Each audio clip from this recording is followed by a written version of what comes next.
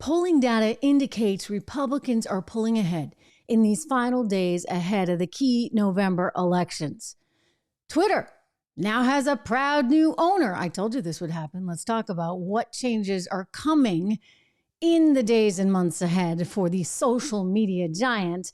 Plus, we got to discuss the horrific tragedy that happened there in San Francisco. Nancy Pelosi's husband getting beaten up. We'll get into that. All while we also take a look at this new GDP number, which seemingly is good, but everything is not as it seems, shall we say. Great to have you here, everyone. I am Trish Regan. Please make sure that you subscribe to the channel if you haven't already. Please make sure that you subscribe to my newsletter at trishintel.com, and do me the favor of going over to Apple and to Spotify to subscribe to this podcast there. Portions of today's program are brought to you by Legacy Precious Metals. There's never been a better time to invest in precious metals than now. So go check them out at legacypminvestments.com. If you're looking for some long-term investments, something like gold could work in your portfolio. legacypminvestments.com, 1-866-589-0560. I'll get into that some more in just a little bit. But first, the polls. The polls are pretty extraordinary right now because you're seeing some things that we didn't think could happen, right? Like Washington possibly getting a Republican governor in the state of Washington, the uber liberal place. Well, that's because this chaos has finally caught up with voters, even in the trendiest and most liberal places where they say, okay, I've had enough. I don't like the crime. I don't like what's happening. I don't like the taxes. I don't like that I'm not getting anything for my taxes. And this is a phenomenon that's happening all over the country because I'll tell you what, the number one issue on the table right now is inflation. If any of these Democrats had had any sense at all, they would have paid attention months ago when they had an opportunity to do so because all the handwriting was there.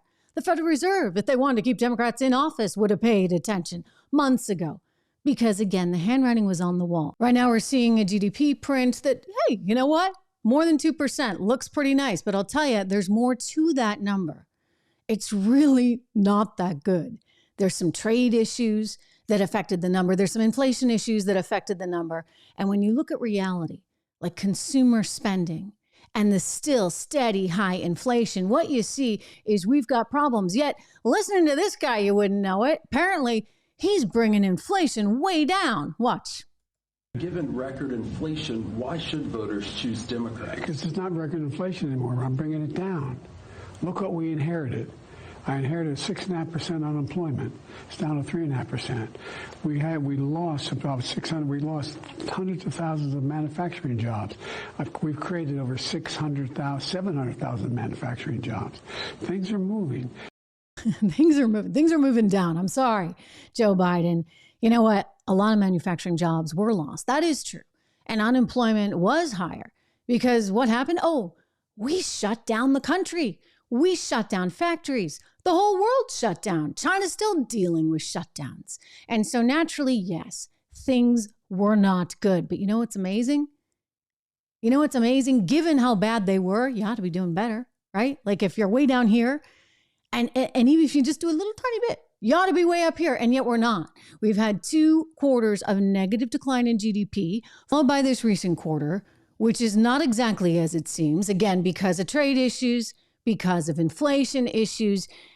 And when you look at what's actually happening, which is what they should have done way back when, look at numbers that we're presently looking at getting in. Don't forget, there's going to be a revision, most likely. I suspect it will go down on that GDP number from Thursday. When you look at what's actually happening, consumer spending has declined, and inflation keeps going up. Inflation is a problem, even though somehow the president believes that he is not responsible for any of it. Given record inflation. This is not record inflation anymore. I'm bringing it down. I'm bringing it down. Yeah, right. Look, we're still at a 40-plus year high in terms of those inflation numbers. I believe it's come down like 0.1%. That doesn't count, not in the scheme of things. And judging by what a lot of people are now suggesting and what economists believe, it's still in jeopardy of going higher. So look, he's got a lot of mistakes that he's made. The Democrats in general have made a lot of mistakes. And let's be honest, our Federal Reserve made a heck of a lot of mistakes. Mistakes for everyone. All right. One thing that I think could help in this environment that we're going into, this sort of uncharted territory, is if we see realigning, if you would, in social media. The world has become so vicious. There's so much vitriol out there. There's sort of, two sides and two sides only. And my frustration with Twitter in recent years has been that you only kind of see the same stuff over and over again. And so it really does become siloed in a major way. Same thing over on Facebook. And so you're able to live in your own little universe.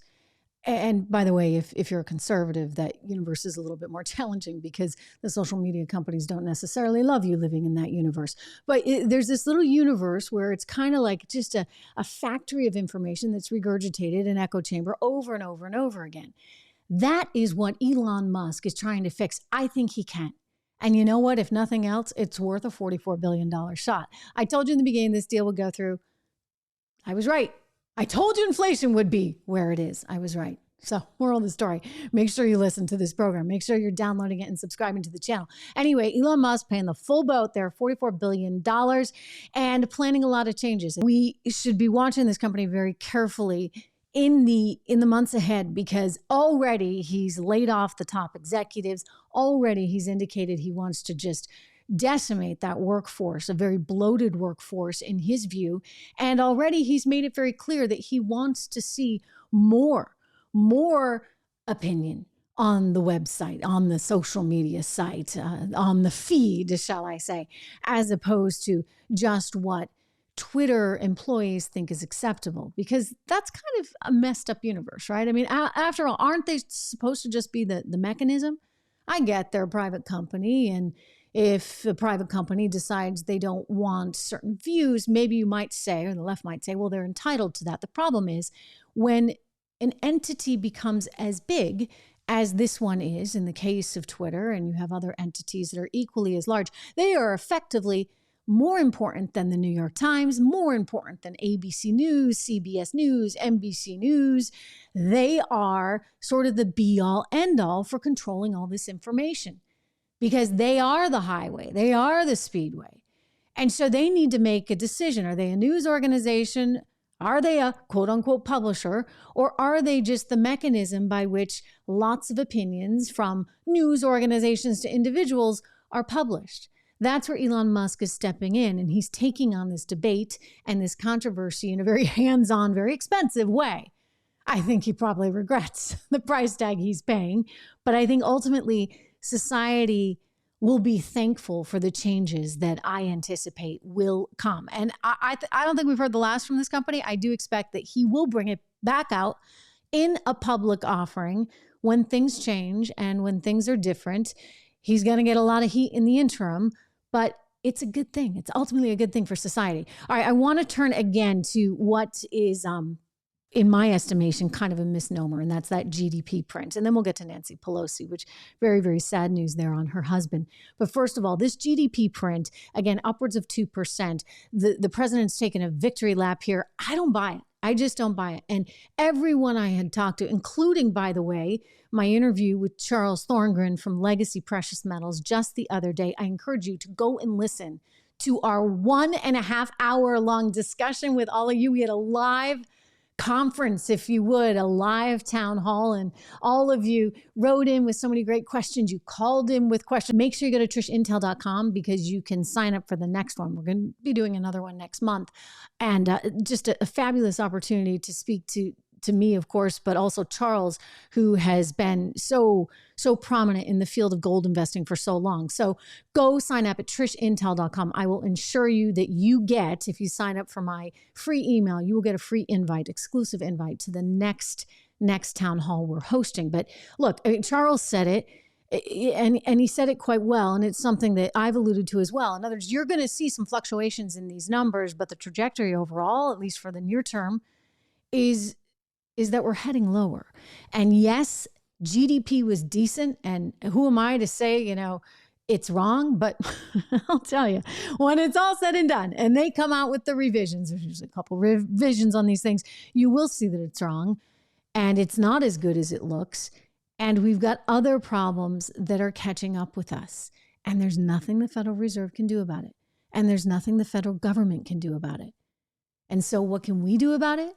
We can put smarter people in who hopefully nominate smarter people to be in charge of our economy. Heck, Janet Yellen's out there on CNN just this week saying, oh, no recession, no recession. You see, that's the mantra. That is what they have to say right now. That is the so-called talking point. You have other economic types gracing the airwaves of so many of these liberal networks saying, oh, the GOP is going to cause inflation to go way higher. Really? I mean, last I checked, I do believe it was under Democrat leadership that we saw massive inflation moving higher. Anyway, this is just political spin, of course. And I'm going to just point out that both sides are often quite guilty of these things. I'm just a bit offended when they make stuff up, like Joe Biden saying that gas was $5 a gallon when he came into office, when in fact it was $2.69. I mean, hey, it's nearly $5 a gallon now, but $2.69 was actually the price way back in January when he took over. So lots of lies and lots of deceit and lots of spin. And it's important that voters see through it. I do want to just say briefly how sad I feel for the Pelosi family as we've learned that Nancy Pelosi's husband is now in surgery as he was sustained some pretty horrific wounds. I think it's just a horrible, horrible situation all around. And I know that a lot of people want to point fingers and say, hey, you know, this is why we need police. And yes, we do need police. We need police everywhere. But I would also say, what the heck is going on with our FBI? I mean, she is the Speaker of the House. She deserves a certain amount of protection. Her husband, her family deserves a certain amount of protection. This is important for our country. He, in a way, was a soft target. And he may have forgotten to lock the door. He may have forgotten to put the alarm on. It doesn't matter. It seems that we as a nation ought to be doing more to protect our leaders and their families rather than leaving them so exposed. So there will be a lot more coming forward on this story. And I just want to be sensitive to the moment we're in and just say that, you know, this isn't about politics right now. This is about making sure that Nancy Pelosi's husband is okay and making sure that we demand more from our federal government. On a happier note, because I like to end on a happier note, I want to share with you a video of Fluffy that I took just before I went to record. This is Fluffy eating his little chew, which by the way is really good for him. I like him to have that for his teeth, but you know how I make it extra good? I make it really, really tasty. I dip it in rough greens, which is loaded with essential vitamins, minerals, antioxidants, digestive enzymes. It is a nutritional supplement that you can sprinkle on your dog's food. You can dip his little teething toy in it, and look at how much he loves it. He absolutely, positively loves it. It was created by Dr. Dennis Black. He's a big dog lover, just like me, and he wants to make sure that dogs get the proper antioxidants, the proper nutrients, the proper vitamins, the proper digestive enzymes, so that they can lead a long and happy, healthy life. Well, that's exactly what I want for Fluffy, who matters so much to me. And I apologize. He had the kids calling.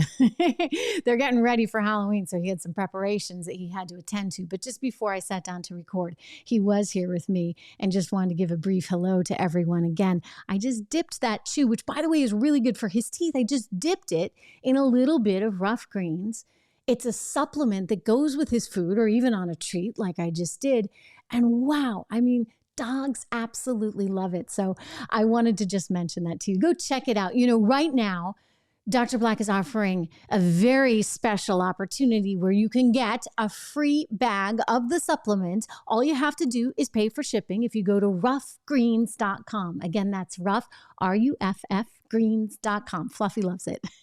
I'm sure your dog will as well. Listen, it's so good to have you here. We have so much going on. I do encourage you to go to my website because we are hosting another town hall event, and I'll be there. I'll have experts alongside me, and you will get the chance to ask about all the important investing questions I know you want answered right now, because it's kind of scary. It's kind of dicey. It's a little bit volatile out there, and we want to make sure that we're all prepared for whatever this future is, good, bad, or indifferent, right? Thanks so much. Have a wonderful weekend, everyone. I'll see you Monday.